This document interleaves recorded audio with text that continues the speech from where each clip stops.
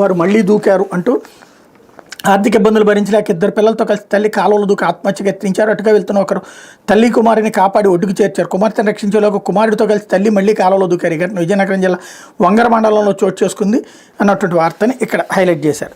లేకపోతే నకిలీ తిరుమల తిరుపతి దేవస్థానం మెయిల్తో మోసాలు, భక్తులను బుర్రి కొట్టించిన వ్యక్తి అరెస్ట్. అధికారిక మెయిల్కి నకిలీ ఐడి సృష్టించి భక్తులు మోసగిస్తున్న హైటెక్ మోసగాడిని అరెస్ట్ చేసినట్టు తిరుమల 2 టౌన్ సిఐ శ్రీరాముడు తెలిపారు.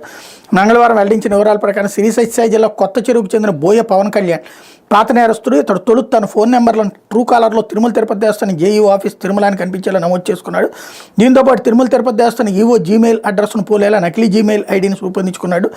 యాత్రికులు శ్రీవారి దర్శన టికెట్ కోసం గూగుల్లో సెర్చ్ చేసినప్పుడు తిరుమల తిరుపతి దేవస్థానం మెయిల్తో పాటు ఈ నకిలీ మెయిల్ కూడా డిస్ప్లే అయ్యేది. పలువురు భక్తులు తిరుమల తిరుపతి దేవస్థానం మెయిల్ అడ్రస్లో ప్రతిపాదన లేఖను పంపడంతో పాటు నకిలీ మెయిల్కు సీసీలు పంపేవారు.